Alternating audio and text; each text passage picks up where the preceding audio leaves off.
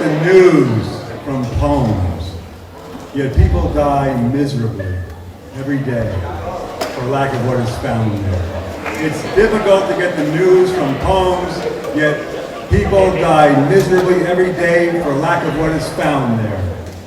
My students know that. It's a quote by William Carlos Williams. Good afternoon, NHS, and welcome back. We have a very special event for you this afternoon. Since 2007, NHS has had the good fortune to partner with Colorscape Shanelle Arts Festival and all of its generous sponsors to bring world-class spoken word artists to our stage.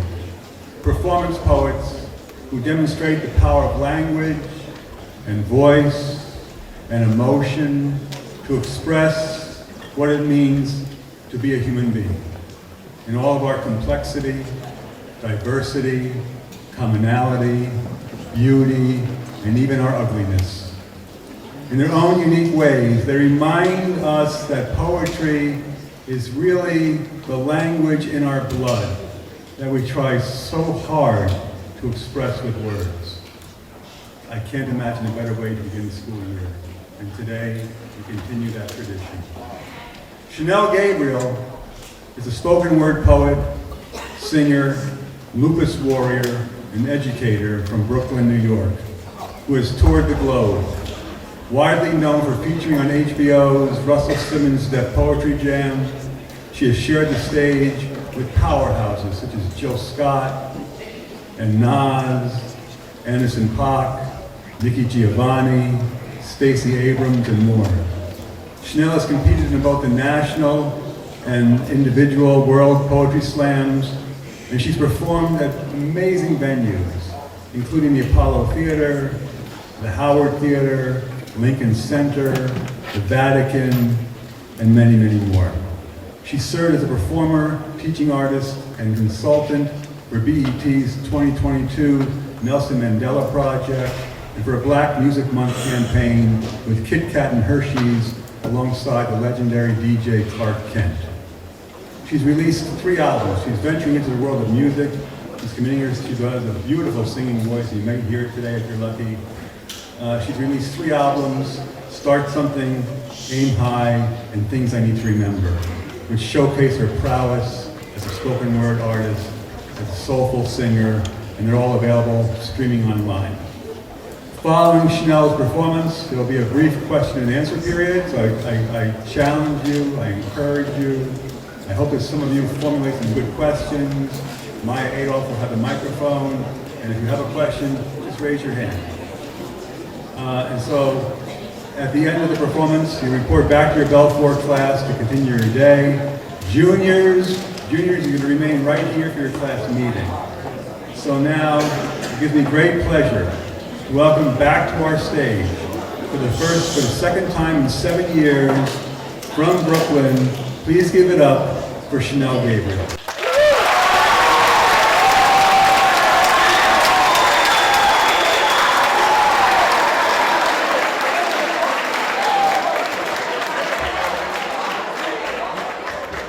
What's good? If you're feeling good, say yeah.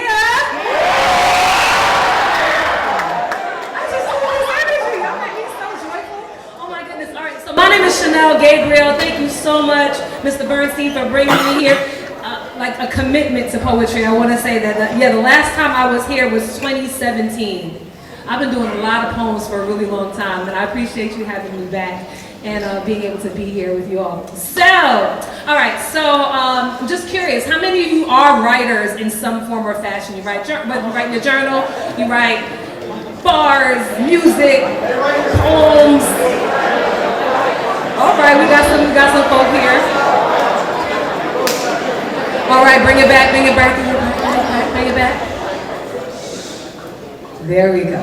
All right, so I'll say this. I get to share a lot of my work with you here. I'm going to share a couple of new things that I'm working on. And the reason I ask who are the writers is like I know how it feels when you have something newer and you're like, eh.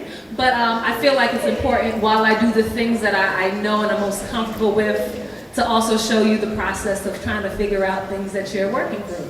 So, rule number 1, I got some rules. Rule number one, we're gonna respect the mic. If I'm talking, I do wanna make sure everybody is focused and hearing, what has to be said. Also, rule number two, I'm gonna tell y'all my business, so don't judge me. Okay, I'm telling y'all all my business. And fun fact, I think sometimes we think that adults or people that are older have all of these things figured out. And a lot of things that I've realized over the years are the same conversations I was having with myself when I was your age. So I hope that anything I say maybe helps you think through some thoughts of your own. And number three, I am no better than anybody else. I feel like the cool thing about art is that it just allows us to extend who we are in a new way to other people. So this is a conversation. But I will say this, if you like something you hear, you can snap your fingers. There you go. I said snap your fingers, okay. If you like anything you hear, feel free to do that, okay? But I went to college in Utica, New York. I went to Utica College, Utica University now. It's a university, it was very exciting. And this poem is about my time while I was there. Now, if you think you are fly, you think you are awesome, you look in the mirror sometimes and you be like, yes. Give yourself a round of applause.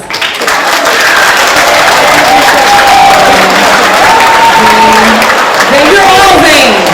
You are all vain. But that's a good thing. There's vanity, which says, there's being gassed, being conceited, which says, I think I'm better than other people. Vanity just says, have you seen me lately, right? And I learned that vanity was a beautiful thing. Because if it wasn't for vanity in college, I don't know where I'd be. See, I was achy and sleepless with migraines all week, still I continued to keep on going. Class from 8 to 2:30, Black Student Union meeting at 3, dance practice at 4, at 5 I have to hold my student senate presidency, sorority meets at 9, study from 10 to 3, 7 a.m. my day just rewinds, and that was just Monday. Parties, sneaking a few conversations with every new guy I was talking to. See, this is the marsala that makes up the stew of the average college student. And I was no different in every organization. See, I was Black and somehow in charge of the Latin American Student Union. I mean, they asked. See, stress was like my best friend and I thrived in confusion, ignoring the weight that increased on my shoulders by the tons. Mornings got harder. I attributed it to me aiming to go farther than the average sophomore. Joints were swollen and sore, must be from dance practice. They say that excuses are the tools of the incompetent, and I was foolish to think I could be so negligent with my body and think that all these symptoms were somehow irrelevant. It got so bad one day that I walked with a limp, so yeah, something was wrong, and I saw butterflies, not like the Mariah Carey or the Michael Jackson song, but I saw a mark on my face. Didn't matter, the semester was over, I was home and back at my mom's place. Like I said, if it wasn't for vanity, I don't know where I'd be. I still had my symptoms, but I was simply glad to be home, getting ready to go out. Now you know I had my cute outfit on. Looking all nice and grown, went to comb my hair, and then I realized that a patch and another patch and another patch weren't there. Vanity had me at the doctor the next day. Said, doctor, I have some other complaints, but they can wait. Take care of this. Take care of the exterior like most people nowadays. And the doctor had this baffled look on his face. Did some blood tests, put a hat on, and I went on my merry way. A few weeks later, the doctor said, Shanelle, have you ever heard of lupus? I said no, and he proceeded to say that my immune system was too strong in attacking my own body, and much to my dismay. See, I had to figure out how I could fit this into my schedule. Can you believe I still went to work that day? All for vanity. I refused to see that overworking myself so as not to appear ill to others could have eventually ended my many responsibilities early. Well, a few months later, my body, it made me rest, because lupus, it's a disease that flares up in times of stress, and I was constantly pushing it as if fighting my humanness. Well, this machine, it broke down. Hospitalization and the possibility of death forced me to do less. But see, it put things It put things in perspective. Because life is about more than just meetings and deadlines. I'm not a millionaire, I only have one lifeline, and if it flatlines, I don't want to have any regrets. So I vow to live every day as if I have 24 hours left. I'm an artist, an educator, an alchemist, purifying myself every chance that I get. I've learned to accept experience as the past and the present as a gift. So for all the people that didn't see the sunrise this morning, you better enjoy it. Value your health and love life. No matter how many miles you go, don't confuse neutral with drive. And know that sometimes you got to bare your teeth in order to finally be able to smile. So my vanity will sustain me. God helps me to believe in me. Can't you see? Lupus can't hold me. I'm gonna keep climbing walls like an ivy. Trying to stop me is in vain, like an IV tenacity. It flows through my bloodstream, and I'm reaching my goals, no matter how hard it seems. Put God first, then myself, and then my family, cause can't nobody love me if I don't love me. And being gassed is not cool, but nothing's wrong with a little bit of vanity. Because me loving myself, well, that's the beginning of my testimony. Thank you for allowing me to share that poem with you all.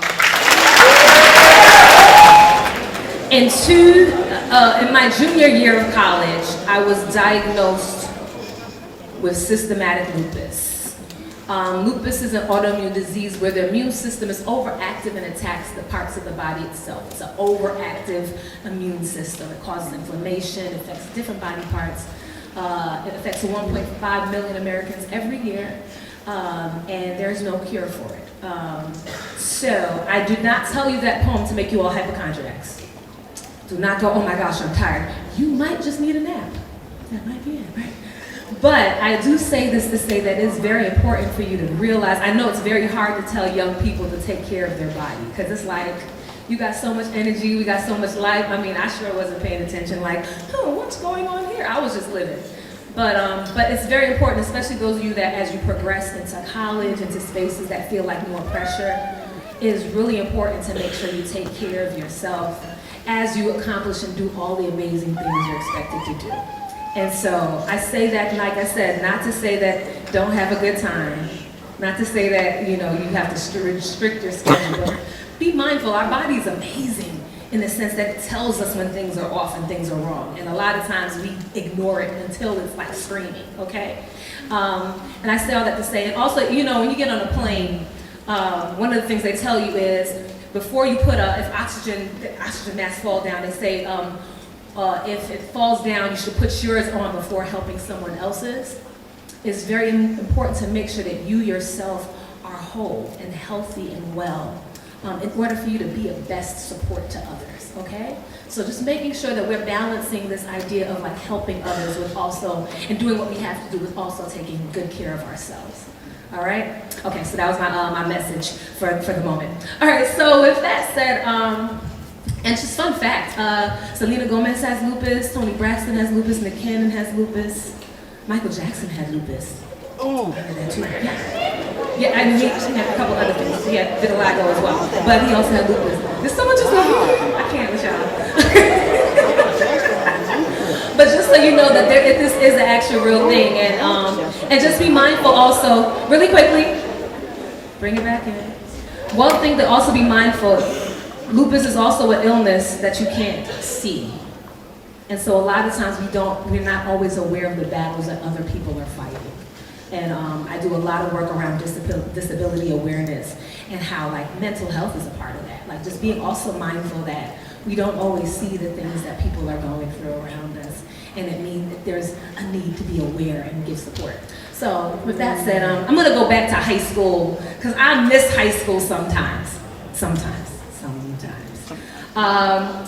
So in high school, how many of you have like a group of friends that you hang with here in your school? Like you have your squad. Look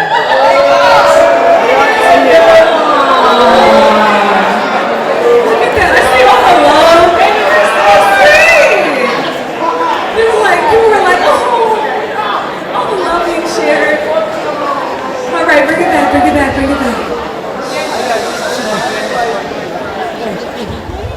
All right. So one of the cool things about high school was I had my own little squad. And I always say that, there's certain elements that make up a crew. There's certain elements that make up a group of people and that you hang with. You always have like kind of like I always call it the matriarch of the group, the patriarch, whatever you want to, whatever ism you would like to use for that. But this person that's kind of like the one that keeps everyone else out of trouble. I like how someone looked at somebody like that's you. So some groups have that person. We have the person that makes not so great decisions, but they usually end up working out somehow. I have had a friend like that. But there's another person in my crew that I'd like to tell you all about. Can I tell you all about her? Can I tell you all about her? So, she was my homegirl, right? She was my people's, right?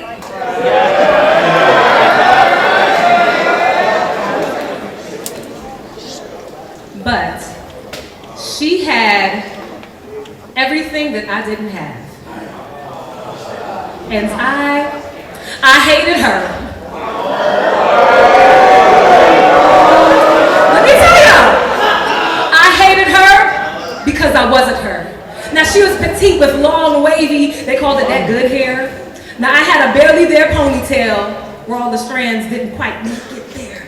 See, her mocha skin was kissed by the sun while I paled in comparison to this popularity queen. She lived every high school girl's dream. Freshman year, she blazed the scene, captivating the captains of all the sports teams. And girls around behind her just hoping to be seen because she was all that in a bag of chips. Now, she was one of those chicks who beatboxed and smacked the lips before each sentence to see. She parted the cafeteria. See, when she spoke, she got reverence. And I wanted to be her. She had everything that I didn't have, and I hated her. Standing next to her, I came up short like her Vanson crop jacket. We went 2 different brackets. She brought the noise, I just brought racket. Now, don't get me wrong. People liked me. Everyone would say, Shanelle is so sweet. But she was seen as sexy. Honestly, she wasn't really that cute to me, but she was seen as fly, and I was just me, and I wanted to be her. When I was with her, no one existed but her. Now the guys would sweat her. They'd sweat with me playing basketball 3-on-3. She dated the fly guys, the cats that ran drug teams, that laced her with cream, living lavish, fabulous, X and O's chain. Her nameplate gleamed. Fresh pair of Timbs, the color of mac and cheese. Then we heard her say, girl, look what he bought me. But my mother taught me, never fall prey to envy because every transaction in life comes with interest fees. So I began to look closely at this girl that I so wanted to be. She had everything that I didn't have except security. Dating people based on equity, left her bragging about people who weren't really treating her right. Like one guy, his name was Mike, and he had this problem. See, he liked to fight. And she tried with all her might not to upset him or get him tight because he made a habit of burning her thigh with his cigarette light. His jokes ended with hits, his jealousy fits ended with fists. So while we thought she was living it up, 17, taking all kinds of trips, she secretly had enough of that life. But she couldn't let it go. She had too much pride. So she smiled. Choose envy over pity any day. Use the illusion of love to get love, even if that love was really just all of our hate, and that social state kept her MAC makeup heavy and running. Truth is that image and popularity was all she really had. Didn't have a dad, her mom was never there. Her mom didn't care where she was or who she was with as long as she didn't bring home any kids. And it's sad because she had everything that I thought I didn't have. And I hated her. I hated her because I wasn't her. And that's one prayer I'm glad never got answered, because if everything happened the way we wanted it to, I'm sure every girl in my old high school would have been battered, burnt, and bruised, because secretly I know they all wanted to be her too. Thank you for allowing me to share that with you.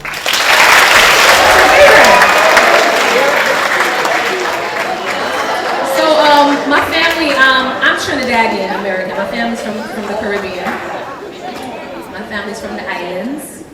Trinidad is right Gulf, South America, there's Guyana. So my mom used to have this saying, don't beg for people ting because you never know how they got it. Translation. Don't beg for what people have because you never know the price that they paid to get it. And a lot of times we look in different spaces and we look at people's lives and really think that they have it all figured out and we're sinking, we're not that. And sometimes, you know, I hope that's not everyone's story, but I know for me, that was something that I struggled with growing up. You know, it's like I came from an adopted family, I was adopted in my family. You know, I had so many things going on and people just seem like they had it all figured out. And when you dig and pry, you realize that everybody's figuring it out. And I tell you, there's another layer inside of that poem that I can't not speak to. True story, I was on the R train, that's what I took to get to my school, for high school. So on the R train with two of my friends, one person that helped inspire, because I write stories, I don't like to tell people stories, but I try to write stories inspired by people. And quite a few of those things are true. But she was sitting on the, we were sitting on the train, and she was telling me about her boyfriend and how he got upset with her. And she was like, you know, and I went to go take a bubble bath, right? While he held me underwater for like 30 seconds, oh my gosh. You could laugh at it, right? But in my head, I was like, this is insane. Oh my goodness. So I look at my friend, who's also hearing this too, and I'm looking at her like, girl, we gotta come together, you know, hey, yeah, girl, you know, whatever. Like, we gotta come together. Girl power, right? And she starts telling stories about what how her boyfriend was abusing her. And it was like a swap story thing, and I was like, this is insane. And these are two people that I looked up to. So I say this to say, no one's supposed to put their hands on anybody at all. Guys, girls, everyone, other non-binary friends, like, we're not supposed to do that, right? But I also say this to say that, you know, really and truly, it's so important to recognize that it's important for us to realize that what love looks like and how quickly love can look like hate, and we can normalize that.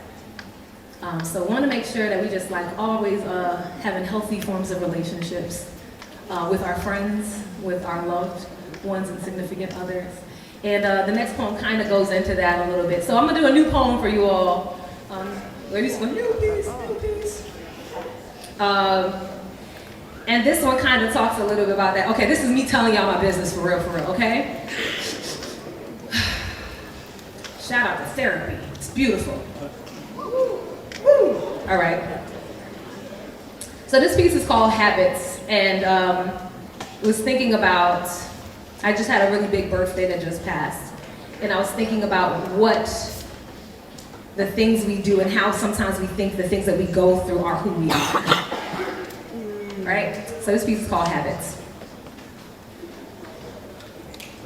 Modern psychology says it takes 60 days to release a habit. That our brains wrap its wires around eddy patterns, weave moments into stories. They let stories become identity, parasite itself until it lives in its body unnoticed. Till the repetition binds itself, becomes sturdy in the bones. It took me over 30 years to meet a mirror. A man as scared of intimacy as I was, as desperate for it as I was, both clinging and pushing away, because this is what we thought love does. What is love without war? When fleeing triggers the feeling of normalcy. See, when people around you have a habit of leaving, when doors open and close so frequently that the scene repeats itself within your body, shows up as an ache, becomes anger misplaced, when abandonment is triggered by small mistakes. If someone doesn't give you what you need right away or has a habit of showing up late, your habit of attacking the person you most want to stay activates. When your parents couldn't fight for you, even if you made peace with their humanity and their truths, you grow up to become a two-edged sword.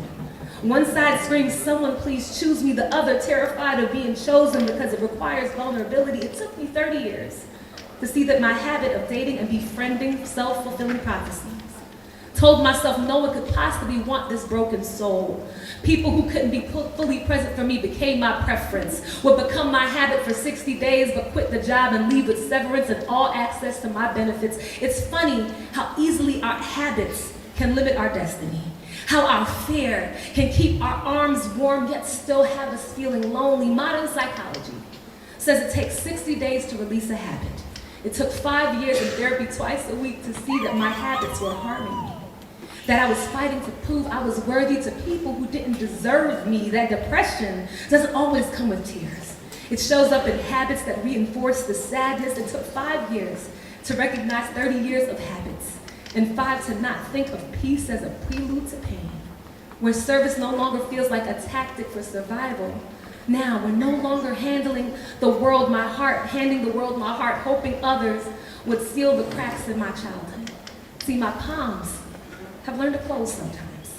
Learned to hold my chest and love what it finds. I have learned that control is for remotes and game systems. Any other place is like predicting the amount of sand in the ocean down to the very grain. We must trust that we will survive a mistake. If we love someone, we can still find a way. If we lose someone, we can still find a way, and know that we can walk again after a misstep. We must trust we can open up to something new and still be safe. That heartbreak and disappointment are unavoidable in our fallible human state. But the risk of not forgiving or missing out on the opportunity for opening is too great. They say love isn't love until you claim it for yourself. They say love isn't love unless it's given away. Thank you for allowing me to share that with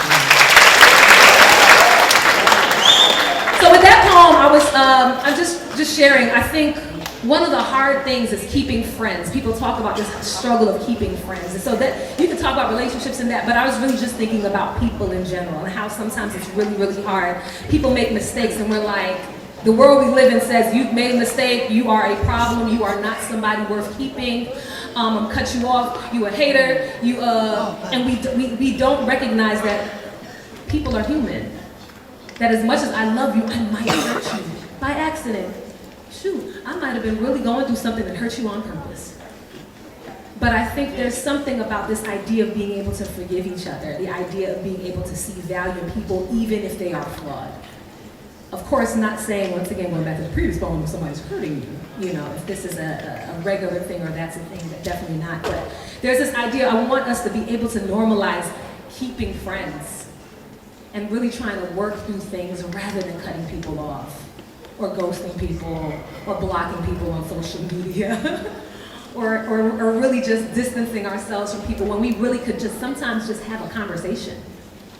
And a lot of times it's because of things that are past, things that we've gone through, experiences we had where somebody really hurt us, that we close ourselves to the idea that people are trustworthy.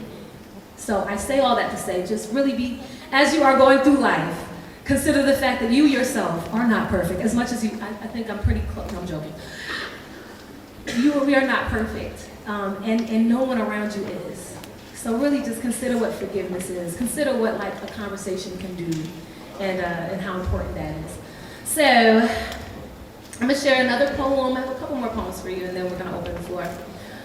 This piece is called A Woman's Work, and this is a poem I was asked to write for a friend of mine who's working in this space. Now, while we have had a lot of progress around equity and equality when it comes to workplace, there are still little nuances that kind of happen. Depending on your background, depending on, there's a word called intersectionality. Anybody heard of that word? It's a rather lengthy word. I'll give you a basic understanding. Intersectionality is when we have one part of your identity that intersects with another part of your identity. So there is, I'll talk about myself. I am Black. I'm also a woman. That intersects in how I view the world, okay? I came from a low to middle class, and I am a woman. Those are things that intersect. And sometimes we don't see that those intersections can lead to trouble in the workplace. So this piece is called A Woman's Work. This is what I wrote to kind of help her get through what she was going through in her job. And I hope as my women and femme-presenting folk move into the world and move into the space that they take this with them. When you hand them your resume and they want to talk about your makeup, When you get that corner office and their eyes only linger on the length of your skirt, when they prefer to refer to your areas of weakness, ignoring the weight of work that you carry on your shoulders each day, when you cross every T and dot every I, but the promotion goes to someone missing an X to their Y, when they set you in high places but try to lower your standards, when you bring your experience to the table and they still think they can cut your meal for you, when they call you sweetie and dear like your name got lost, and treat your masterpiece of a name as if it were clay that they could reshape, when your 4C curls don't meet company guidelines, and they seem to prefer your black relaxed, when the task they assign you feels like a puzzle with half the pieces missing, when you break day along with parts of your spirit in order to finish the job that they only seem to know how to pick apart, when they say you must have cheated, when they cut budgets and corners but don't cut the load, when they don't believe you or believe in you, when they call you emotional for having emotion, when they call you demanding for demanding respect, when they throw compliments your way and you don't feel like catching them, when they think that your pretty face means empty head means welcome met, when you come to them human and they prefer you be object, when you come to them rock and they prefer you be pillow, when you come to them whole and they offer you 76 cents to their dollar, when it almost seems like everything you do, your labor and your passion is meaningless. It is then that you lift your shoulders with your chin parallel to the same ground that your mother, grandmother, ancestors, queens battled on, when you climb and your fists go bloody from pounding at the ceiling, feel the dents where others have chipped. When you realize with all the world has told you, you've still quaked the earth, planted seeds in dry soil, watered yourself and bloomed, it is then that you push back against the people betting on your complacency. Realize that women have stood the test of every single movement, have been the backbone that stood alone and often unknown. It is then you realize you don't have to hold the lies that they told. Please let your need for their approval go, because nothing you do for them will make you whole. So just shine. Like you have a purpose bigger than yourself, just shine. Because we women have a tendency to exhale excellence, and best believe this is only the beginning of the legacy you will leave, my dear. Do not let their labels and limitations destroy the legacy you will leave. It is in you. It is in your hearts and minds' electricity. It is in you. It is in that resilience is in your genealogy. Thank you for allowing me to share that. And some of you might go into that workforce and people just don't believe that you can do the job. It could be because you are young. It could be because you come to them with a certain level of experience. It can be because of any of those intersections that happen for you. And it is really important for you to always try to remember that you belong in any room that you set foot in. That no matter how educated, how many degrees and letters somebody has at the beginning and end of their name, while there is room for us to always grow, that you are still valued and you belong in any space that you walk into. So, I'll leave that with you there. All right, so, okay, I got time for, all right. I know it's my sound effects. All right, yeah, I can make sound effects. All right, so I have 2 more poems left for you all, okay?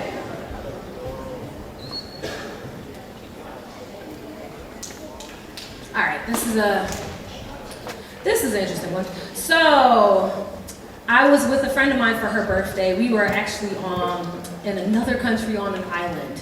It was absolutely gorgeous. We were hanging out, and this is one of my best friends, and she was just like,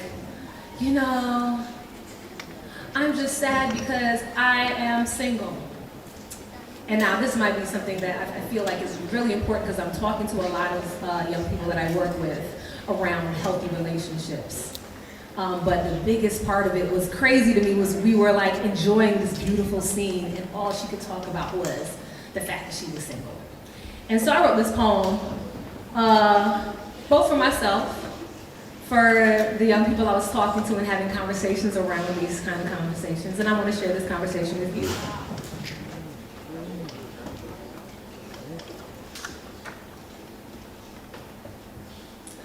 When the ball drops at midnight and there's no one to kiss.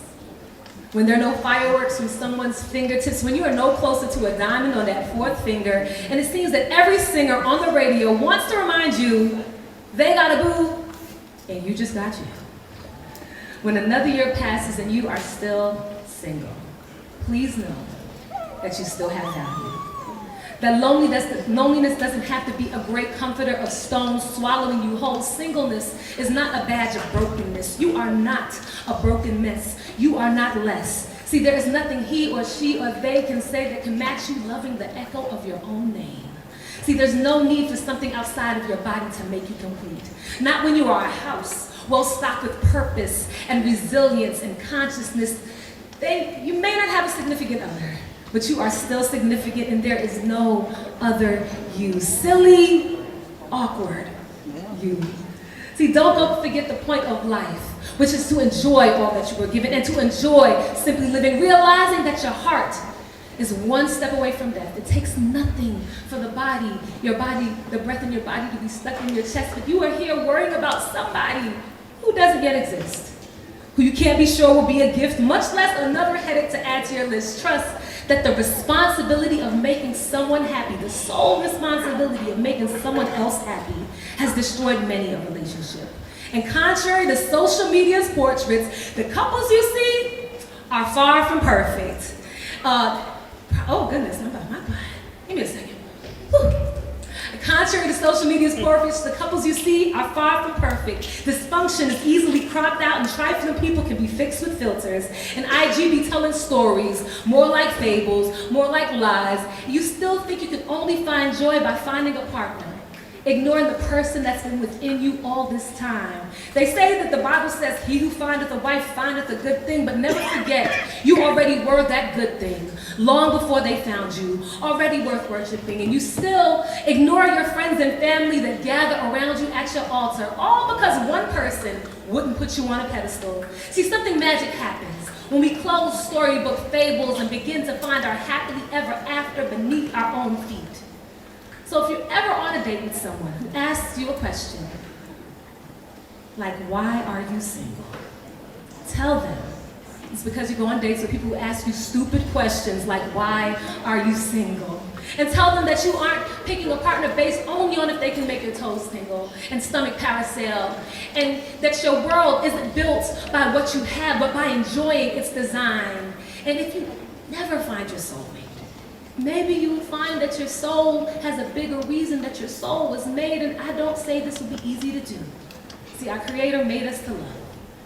And I know that there will be nights that you cannot hold back tears any more than a bedroom door can hold back a flood, but trust that can't nobody give you the joy that never was.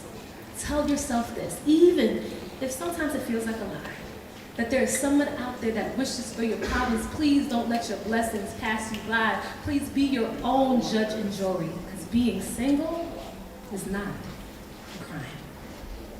Thank you so much for letting me share. I'm saying, just because you can't have the little couples page and be a couple influencer, it's okay. There is a certain amount of love that we have to have for ourselves.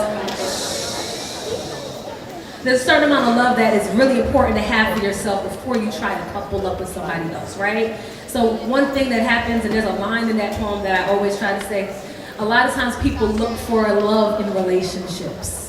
People expect that if they don't love themselves, somebody else has to love them so that they can love themselves. And that puts a lot of pressure on somebody else. I don't know if anybody here is but I can speak to people that I know that they make a lot of bad decisions in who they choose to be with just because that person called them beautiful.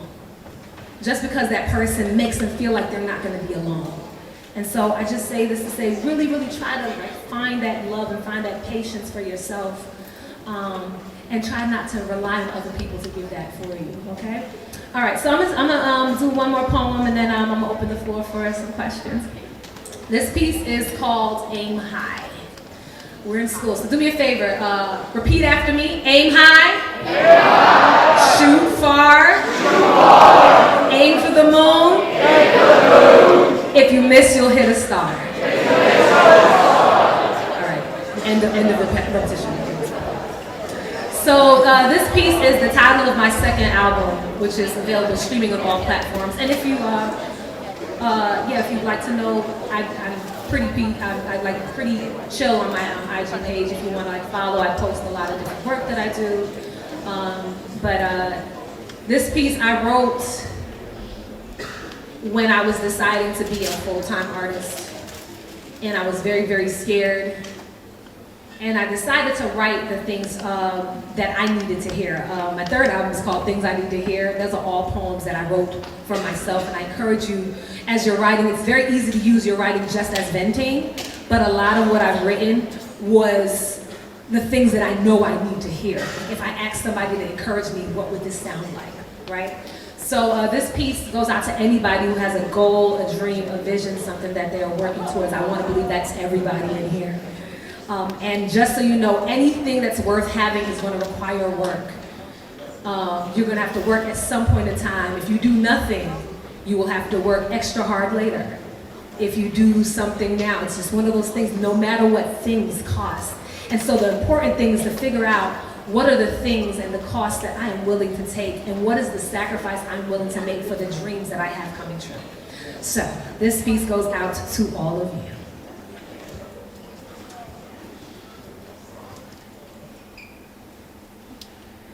Aim high, shoot far, aim for the moon.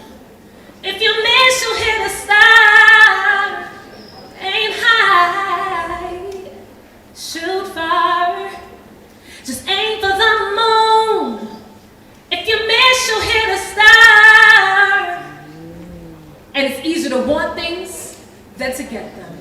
Most people have dreams, but they never manifest them. Pressure makes diamonds. You have to mine if you want to come out shining. And dreams mean nothing if they leave with eyelids flutter open. Empires weren't built from just wishing and hoping. See, doors won't always open. Opportunities may pass, ships may sail, but you have control of the mast. And this is your sea, this is your sky, this is your destiny. Let no one break your concentration. If they got that tunnel vision, let them stay in their mental train stations, because success is a journey, it's not a destination. You need to have that patience, that drive to make your passions come alive, and you alone can decide how far you will go, and you have that divine ability to believe and speak it into being, to see before actually seeing. Give your life meaning as you attain what you envision. Keep on dreaming. Don't ever let it die. Don't be the eagle that never knew he could fly. As you attain what you envision, keep on dreaming. Don't ever let it die. Don't be the eagle that never knew he could fly. And I know I apologize for making it sound painless. See, it's a long process, I must confess, and you don't know what faith is. You give something your all without a sign of the next step, the next nap, the next check, the next meal, no indication of a record deal. See, I know how it feels to struggle. Life's troubles, feeling stuck, feeling like a Mini Cooper car up against an armored truck. When problems pile in your life, it makes it easier to climb, because when you conquer them, you will be standing high. I know so many people failed because they failed to realize how close they were to success when they decided to no longer try. See, our ancestors died, and many of our parents gave their lives to making sure we had the means to become anything we dared to dream. Nothing worth having comes easy. That's why the road to the top can be so lonely, but see, it's only temporary. They say success is never ending, failure is never final. You've got something inside you that's special. Don't ever let it die. Don't be the eagle that never knew that he could fly. I'ma switch it up, y'all. Aim high, and then you shoot far. Just aim for the moon. If you miss, you'll hit a star. Aim high, and then you shoot far. Just aim for the moon. If you miss, you'll hit a star. But if you ain't moving mountains, you better kick rocks. Rocking from the south to the Brooklyn blocks, astronomical track, I got it locked. If you ain't in this constellation, no conversation. My head's a little puffy, can't lock up my shine, can't deny. What I do is simply divine, I'm about my business. You can't compete, even my teeth have my work ethic, they grind in my sleep. I'm a flawed individual, flesh batting the spiritual, trying to speak miracles with limited funds. Working till the moon becomes the sun. Building like a carpenter, we've only just begun. Yo, record label said I wasn't cute enough. My national success wasn't proof enough. So they signed a model girl, and wouldn't you know, she had a baby and called off all the shows. It's hard to see folk with less talent than you. It's hard to see folk with less talent than you that making bigger moves with a massive crew. But this ain't show and tell, this is show and prove. I'm proof, nothing's ever handed to you. Been missing birthdays and family events, cause your out of town show got to pay your rent. Before you got a check, it's already spent. My lupus flared up. My mom's a cancer patient. My stepmom's a cancer patient. Rest in peace, they were cancer patients. Bad things happen. That's how it works out. But applause is the closest thing I got to a handout. It's about putting fate into your own hands. It's about putting fate into your own hands. Man, I'm trying to put fate into my own hands. Manifesting all these plans so I aim high. Then I shoot far. I aim for the moon. If I miss, I'll hit a star. Aim high, then you shoot far. Just aim for the moon. If you miss, you'll hit a star. Thank you so much, my name is Shanelle Gabriel.